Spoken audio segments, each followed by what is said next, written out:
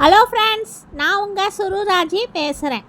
இது சுருராஜியின் கதை சொல்லும் நேரம். அர்ஜுனனின் தீர்ப்பு என்ற நாவலிருந்து 47 பாகம் சொல்லியிருக்கேன். இன்றைக்கு 48ஆம் பாகம். ரவிவர்மா நேற்று இரவு ஃபோன் வந்து வெளியே போனவர் இன்னும் திரும்பி வரவில்லை என்ற தகவலை கேட்டதும் அர்ஜுனனும் சுபாஷும் மிகவும் அதிர்ச்சி அடைந்து ஒருவருக்கொருவர் பார்த்து கொண்டார்கள்.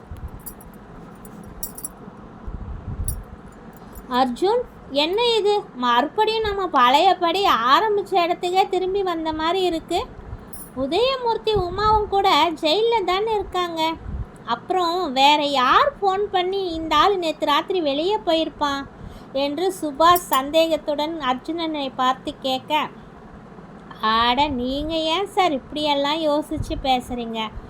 ஒருவேளை அவர் வேறு ஏதாவது ஒரு காரணத்துக்காக ஃபோன் வந்து கூட வெளியே போயிருக்கலாம் என்று அர்ஜுன் சொல்லி கொண்டிருக்கும் போதே அர்ஜுனனின் மொபைலுக்கு ஃபோன் வந்தது.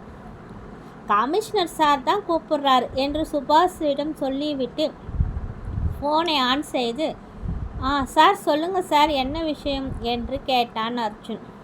பிறகு, அப்படியா சார், சரி, நாங்கள் இப்போவே அங்கே கிளம்பி வரோம் என்று கூறியபடியே ஃபோனை வைத்துவிட்டு சுபாஷிடம் திரும்பினான் அர்ஜுன். என்னாச்சு? கமிஷனர் சார் என்ன சொன்னார்? எங்கே கிளம்பி வரோன்னு சொன்னேன் என்று சுபாஷ் கேட்டார். சுபாஷ் சார், நீங்கள் சந்தேகப்பட்டது சரிதான். இந்த ரவிவர்மாவை யாரோ கொலை பண்ணி நடு ரோட்டில் நாய் மாதிரி வீசிட்டு போயிருக்காங்க. அதை தான் கமிஷனர் சார் இப்போ ஃபோன் பண்ணி என்கிட்ட சொன்னார். அந்த ஸ்பாட்டுக்கு தான் நம்ம இப்போ போக போகிறோம் என்று கூறினான் அர்ஜுன். பிறகு இருவரும் அவசரமாக அந்த சம்பவம் நடந்த இடத்திற்கு சென்று பார்த்தார்கள். கமிஷனர் சாரும் அங்கே தான் நின்று கொண்டு இருந்தார். அவரிடம் சென்று, சார், இந்த சம்பவம் பற்றி யார் முதல்ல உங்ககிட்ட தகவல் சொன்னது என்று கேட்டான் அர்ஜுன். அதை அப்புறமா சொல்கிற அர்ஜுன், செத்தது யார் தெரியுமா? ஒரு மிகப்பெரிய கோட்டீஸ்வரர், ரவிவர்மா. இது வரைக்கும் இவர் எத்தனை நல்ல காரியங்கள் பண்ணியிருக்கார் தெரியுமா? சமீபத்தில் கூட இவரை பாராட்டி இவருக்கு ஒரு பெரிய விருது கூட கொடுத்துருக்காங்க.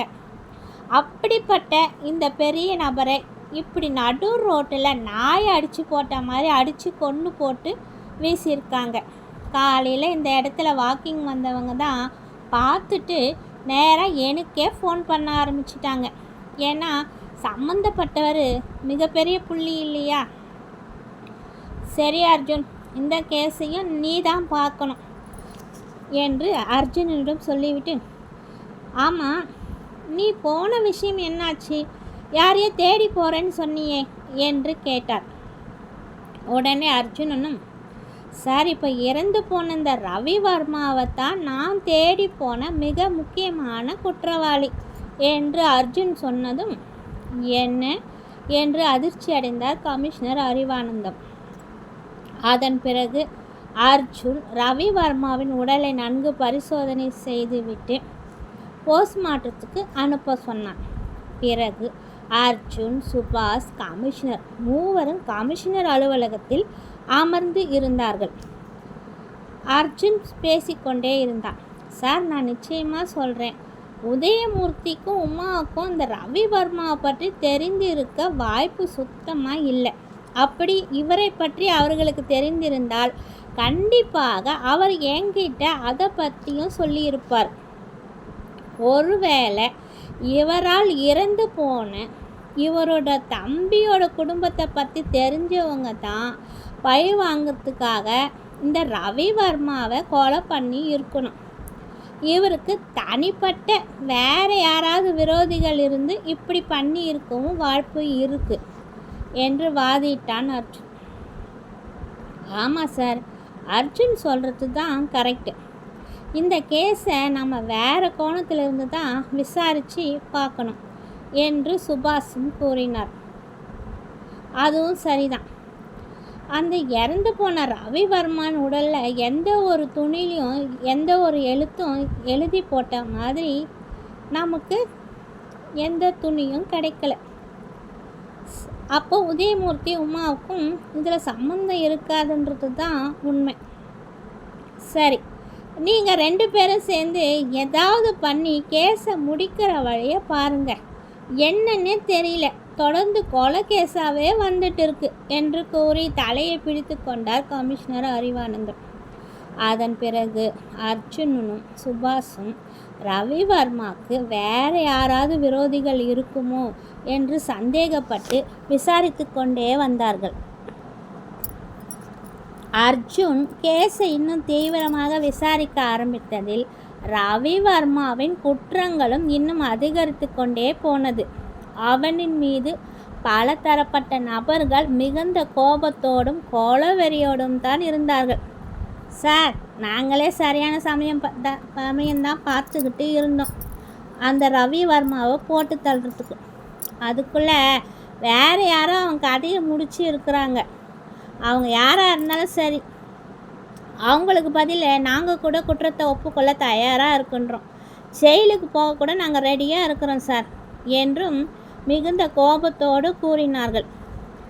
இதற்கு இடையில் குற்றாலத்தில் காட்டுப்பகுதியில் போலீஸ் தீவிரமாக தேட ஆரம்பித்ததில் ஒரு மலைப்பகுதியின் அருகில் சில காட்டு நாய்கள் ஏதோ பள்ளத்தை மோப்பம் பிடித்து கிளற ஆரம்பித்திருக்கிறது என்று யாரோ ஃபோனில் போலீஸுக்கு தகவல் தர, போலீஸும் உடனடியாக அந்த இடத்தை சில நபர்களை வைத்து அந்த மலைப்பகுதியில் இருக்கும் ஒரு பள்ளத்தை தோண்டி பார்த்ததில் ரவிவர்மாவின் தம்பி மகேந்திரவர்மாவின் குடும்பத்தார்கள் அனைவரும் அங்கே புதைக்கப்பட்டு இருப்பதை கண்டார்கள். அந்த அனைத்து நபர்களின் உடல்களையும் தோண்டி எடுத்து போஸ்ட்மார்ட்டத்துக்கு அனுப்பி வைக்க சொன்னான் அர்ஜுன். அதன் பிறகு ரவிவர்மாவின் குற்றங்களையும் ஆதாரபூர்வமாக சேகரித்து கொண்டே வந்தான் அர்ஜுன். ரவிவர்மா இறந்த அன்று அவருக்கு போனில் பேசிய நபர்தான் அவன் கூடவே இருந்து ரவிவர்மாவின் கூடவே இருக்கும் வலது கையாக செயல்பட்டு கொண்டு வந்த கிருஷ்ணன் என்பவன்தான்.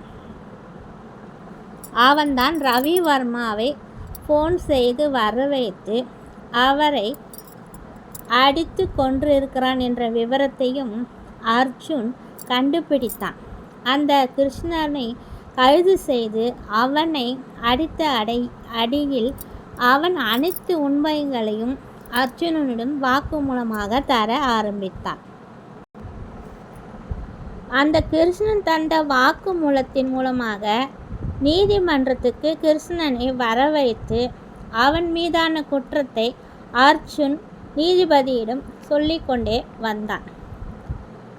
கொலை செய்யப்பட்ட அந்த 5 நபர்களை கொன்ற குற்றவாளிகள் பிடிக்கப்பட்டு ஜெயிலில் அடைக்கப்பட்டு விட்டார்கள் என்றும் நீங்கள் தைரியமாக வெளியே வரலாம் என்றும் ரவிவர்மாவிடம் கிருஷ்ணன் தான் கூறிக்கொண்டே இருந்தான். ரவிவர்மா வெளியே வருவதற்கு பயந்து இருந்தாலும் கிருஷ்ணன் மேலும் அவரை வலுக்கட்டாயமாக நீங்கள் தைரியமாக வெளியில் வாருங்கள், ஒரு இரவு நீங்கள் வெளியில் சென்று வந்தால் அதன் பிறகு உங்களுடைய பயம் அனைத்தும் நீங்கிவிடும் என்று அவரை வலுக்கட்டாயமாக கொலை செய்யப்பட்ட அந்த இடத்துக்கு வர சொல்லியிருக்கிறான் கிருஷ்ணன். அதுக்கு காரணம் அவரை தீர்த்து கட்ட அவன் மேற்கொண்ட முயற்சிகள் தான். எப்போது 5 நபர்கள் கொலை செய்யப்பட்டு கொண்டே வந்தார்களோ அப்பவே கிருஷ்ணன் ரவிவர்மாவையும் கொலை செய்ய இதுதான் சமயம், அவரை தீர்த்து கட்ட நம்மால் ஆன முயற்சிகளை செய்து கொண்டே வர வேண்டும் என்றும் அவரை கொலை பண்ண சில முயற்சிகளை செய்துள்ளான். ஆனால் அவன் செய்த அந்த முயற்சிகளிலிருந்து ரவிவர்மா தப்பித்து விட்டார். பிறகு பயந்து கொண்டு வீட்டை விட்டு வெளியிலேயே வரவில்லை. தன்னை யாரோ கொலை செய்ய முயற்சி செய்கிறார்கள் என்று பயந்து கொண்டு வீட்டிற்குள்ளே இருந்தான் ரவிவர்மா.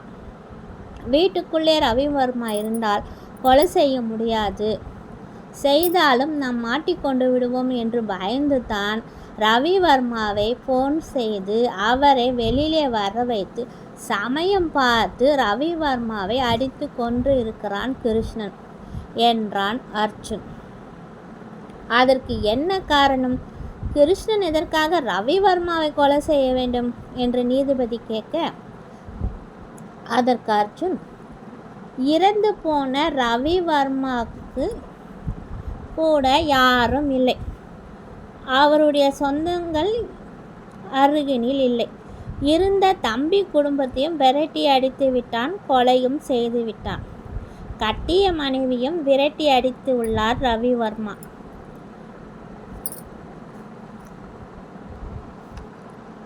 ஓட பிறந்த தம்பியின் குடும்பத்துங்களே சொத்துக்காக ஆசைப்பட்டு படுகொலையும் செஞ்சிருக்கார். அவர்களிடம் இந்த ஏராளமான சொத்துக்களை ரவிவர்மாவிடம் கூட இருந்த அவரது ஆசை நாயகின் மீது ரவிவர்மா போதையில் அனைத்து சொத்துக்களையும் எழுதி வைத்துள்ளார். அவளும் குடிபோதையில் இருக்கும்போதே ரவிவர்மாவிடம் இருந்து பத்திரங்களை கைப்பற்றி கொண்டு விட்டாள். அதனால்